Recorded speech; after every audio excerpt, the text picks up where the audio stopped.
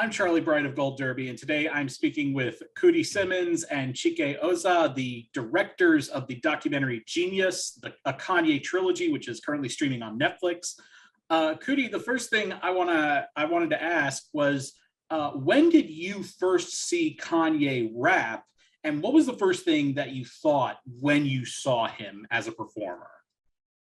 Okay, yeah, the first time I seen Kanye rap was at this place called the Art Bar in Chicago. He was performing with GLC, because he used to come up to the barbershop all the time with beats, and I would hear those beats I'm talking about early on when he was 17, 18.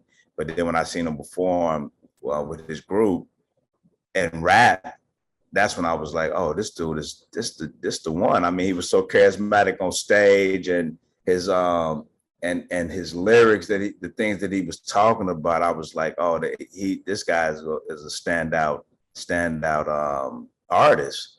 So, and he did the track for the song. So I just knew at that moment that he was on the next level, and then thank God I watched Hoop Dreams and got inspired by that. And that's when I said, I'm gonna do a Hoop Dreams on this dude right here on this stage. And I wish we could have, because I actually filmed that show.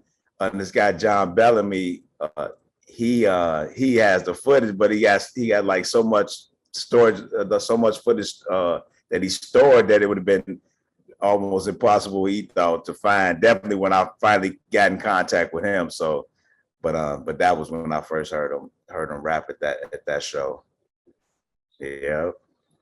And what about you, Chike? Well, the first time I heard him rap, it wasn't in person. It was he played a song for me.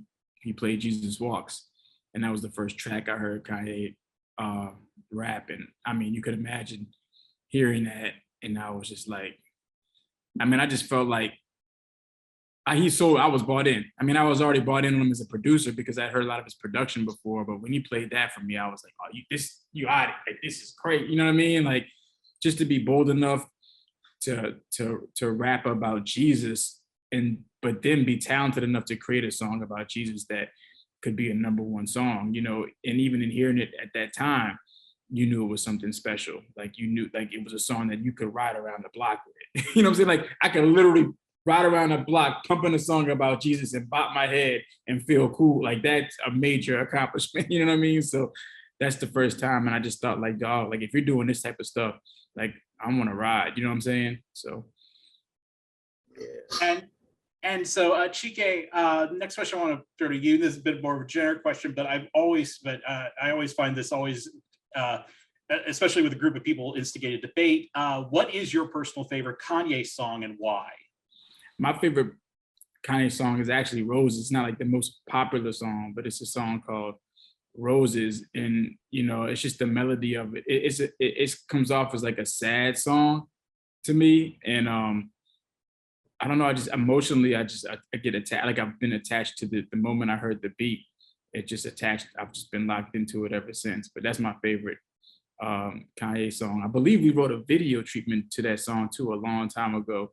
But it's just a beautiful song, man. And it's just kind of got this, like, it just feels so nostalgic, and it kind of has a way of reminding you about family and home. And I don't know, it just hits me in a special place that, I don't know, connects, it resonates. Yeah, with me, Jesus Walks is really my favorite song, to tell you the truth, for all the reasons that Chike just said, why he loved the song when he first heard it. Just the fact that how, as a kid, I'm the only son of 3 girls, and my mom would, often tell me how Jesus was the Son of God. So from that point, I knew that I'm a kid, so I pray to my father, but then I kick it with Jesus because he was the Son of God. I'm a son of my father, so that's how I looked at it. And throughout my life in the hood of Chicago, Jesus saved me so many times. So when Kanye made that song, Jesus Walks, it just resonated. It was almost like Jesus was like, "Yo, I'm here with y'all, and listen to this," and that right there let me know that how real Christ is, and then for it to become the number one song in his single was like amazing, amazing to see. And so that's my favorite song that Kanye ever did. I'm very partial to "We Don't Care," the opening song, "College Dropout." Love that song, and I also love "Power" because I love that line he has in the song. They said I was the abomination of Obama's nation. When I heard that, I was like, "Oh, that is brilliant!" Yeah, that was a big song. That was a big record. Yeah. So he can go. He got at least over 50 hits. When you think about Kanye West, so. So, Coodie, I wanted to ask you, at what's interesting is that, you see him, you chronicle, Kanye really right up until he broke through into the mainstream. Then there's that gap. And then you get into the more recent stuff that's been, that I think more people probably now associate him with. At what point in his career thus far, whether it was before you started compiling material again, or was during that time, at what point in his career thus far have you felt the most concerned for his well-being? For his well-being? Right. I mean, I just know how strong Kanye is, and it wasn't really until he walked off that stage at the St. Pablo tour where I was like concerned about him. You know what I'm saying? It was like something hit me, and it was like, whoa. Other than that, I just felt like, and I still feel this way though. Just seeing everything that happened within that time of me finding out he had some mental health problems, but that is that God is with him. You know what I'm saying? So I knew that before then, and I had that concern at the St. Pablo, and he went to the hospital, which really like made me like, okay, I really need to like get closer to my God. I consider Kanye like a little brother, so and then when we got close and we started back, moving around together, and the things happened that God gave me confirmation that he got Kanye. So, but that was the time when I was super concerned about him. Other than that, I just got a lot of faith that he's going to be all right. And Nick, Chike, I wanted to ask you, were you and Coodie always filming this from the get-go, or did you come on a bit later? I came on later. After Coodie and I met at MTV. So Coodie had already, matter of fact, when I met Coodie, they were utilizing the footage that he had already started shooting of Kanye from inception on Making the Doc. And that became Kanye's You Hear First. Producer Yasmin Richards introduced Coodie and I, and Coodie was helping them. He was producing that with them, which was essentially was the first part of his documentary. I guess I'd say act one of the doc, which also became the foundation of our first music video that we did together, which was Kanye's first video, Through the Wire. Again, Coodie's still reusing that footage of the documentary. So he's been repurposing sort of this, since I've met him, footage from the doc, which is pretty amazing to me. Yeah. And I always thought that that him winning the Grammys was going to be the end of the doc. But of course, I'm in love with filmmaking and recording. And today, I'm like always pulling out my iPhone to record something and capture these moments. So I will always be around Kanye, and I will have some type of camera. Like the end of Genius is all done with my iPhone. The very end of Act 3, all iPhone footage. So but yeah, I just fell in love with that, with filming. I can only imagine, like, what a great way to close out a film when you thought the original ending would be of him holding up the Grammy going, I guess we'll never know. There you go. Done. Yes, we got it.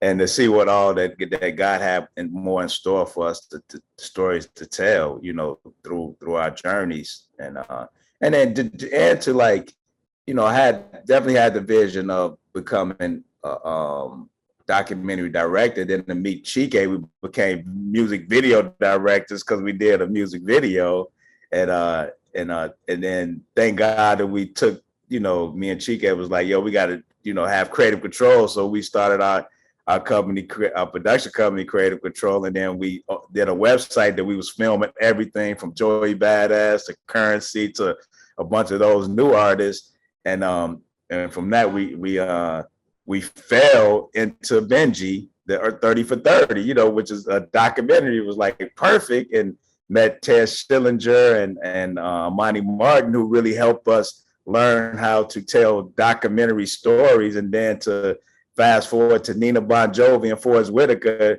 that, when we did A Kid from Coney Island, that was like, yo, read this book story. So it was like God was just structuring everything for us to tell this 550 hours of that our editors had to go through and edit this piece, and we had to direct this piece that was edited. Was just like it was a task. I think what's amazing is that, and it was a blessing, it was the fact that from our younger age as teenagers, we never really locked in specifically to like, this is what we're going to be doing when we grow up, and it's going to look like this, I love it. I feel like I feel Claus is right in there too. I feel like we just understood what our talents were individually, and then we understood how, when we met each other, what they were collectively, and we just let that guide us into a direction that we would just base upon, does this feel right? You know what I'm saying? And we just let that kind of, guide us to this point, instead of just being so rigid so young and so soon. I feel like if we were to think like that, we would have just not been open-minded or been able to follow into a path of the unknown. You know what I'm saying? So I probably would have been a comedian. I mean, I was a professional. Yeah. I continue to do that and act, and but like Chike said, we was, it's a flow, a flow of life, and you just got to move with the current. You got to let the current take you. You can't try to fight nothing, So, and Coodie, something else that I was very curious about is, at what point did you feel like you had enough material to say that you were finally finished and ready to start the process of actually finalizing it and releasing the documentary? Yeah, that was right after the Grammys. When he won the Grammy, that's when I'm like, oh, I got it. It's done. So, which it really could have. That was so. Act 1 and Act 2. If you combine those two, you have one solid documentary to the Grammys. But I knew I had the footage for that story. Definitely the ups and downs and the things that Kanye had to overcome to get to where he is. I'm like, perfect. That was all. We had all the story arcs to that point. And then it just like I said, it's like we say, Jesus direct. The next what 12 years or so, you know what I'm saying? that I wasn't around. It's just like it just was perfect definitely for me to kind of, tell our side of the story a little bit that, would have been left out, as far as like me and Chike becoming these, these filmmakers that we became, Coodie and Chike, and it just worked out all the way up until like the last day, which I was really, the first time I went to go meet with him was to go show him the sizzle to the doc that we were doing. But to rewind back though, Kanye wasn't ready when after he won the Grammys, because he said it at the premiere of Genius that he would have been embarrassed the way that people were treating him then, to show people the same way I was embarrassed to ever show the same what Kanye was calling me, Chike. You know what I'm saying? I will only say, like with Danny that do Channel Zero, that owns, that I partnered with Channel Zero. He would want to show that. I was like, no, Dave, just show the part where he said, I couldn't do this without you, Coodie. Wanted to be seen. So I understand what Kanye was saying, but we have to show the dreamers that it's not easy. You know what I'm saying? It can be easy if you believe and you keep moving, you know, but if you quit and if you stop believing in yourself, then it's done, you know. So that's the road the story that we painted with Genius to show that you all are geniuses. You just got to just keep going and have faith.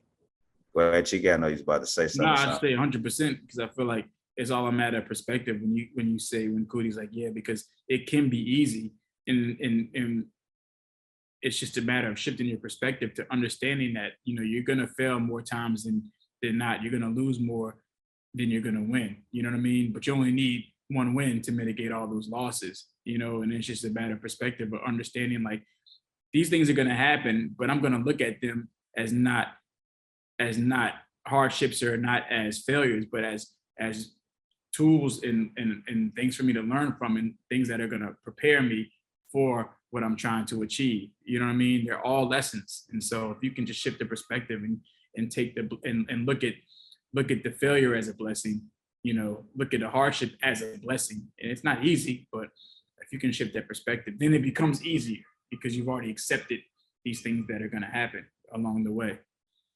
Yeah. So, Chike, I'll throw this one to you first. As I was mentioning earlier, the Genius got nominated at the Emmys this last week in the category of documentary or nonfiction series. What was it like finding out that this project had gotten that kind of recognition? I mean, you know, it definitely felt good. It was definitely exciting to be recognized for all your efforts by others. You know what I mean? I think we had already been excited by just the reading through, you know, Twitter and just the hearing from so many people as, you know, walking down the street of the impact and the way that the film had impacted them. And it far exceeded what we expected, and we had high expectations for the way we wanted this film to impact people. So knowing that had already been accomplished, you know, it makes this like an icing on the cake. You know what I mean? Like, it's just you know, when we film stuff, we're not filming it because we wanted to win any type of award or receive accolades. Like, we're filming it for a whole other purpose, for it to make impact and to impact people in a positive way. You know what I mean? So this comes out the blue, you know what I mean? Like, obviously people talk about it and they're like, man, you might, but you don't think about that noise because you can just set yourself up for a lot of disappointment if that's what the goal of your work is. You know what I mean? So yeah.